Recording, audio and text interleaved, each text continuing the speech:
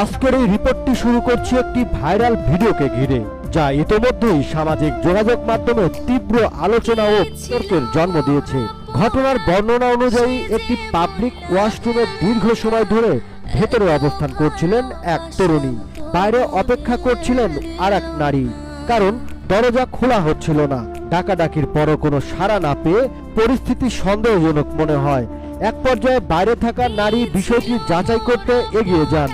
এরপর সামনে আসে এমন এক দৃশ্য যা অনেকের কাছেই অপ্রত্যাশিত ও অস্বস্তিকর।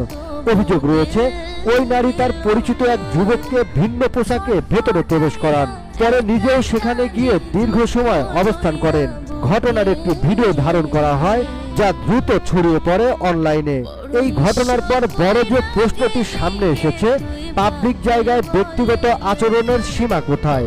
একটি ওয়াশরুম যেখানে মানুষ নিরাপত্তা, স্বস্তি ও ব্যক্তিগত গোপনীয়তা আশা করে, সেই জায়গাতেই যদি বিতর্কিত পরিস্থিতি তৈরি হয়, তাহলে স্বাভাবিকভাবেই উদ্বেগ তৈরি হয় সবার মধ্যে।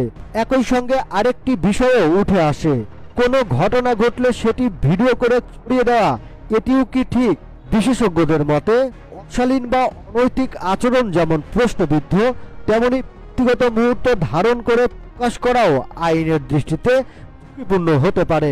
এই ঘটনাটি তাই শুধু একটি ভিডিও নয়, এটি আমাদের সামাজিক আচরণ, সচেতনতা ও দায়িত্ববোধের একটি পরীক্ষা। শেষে একটি কথাই, আবেগ নয়, সচেতনতা দরকার, বিচার নয়, দায়িত্বশীলতা দরকার।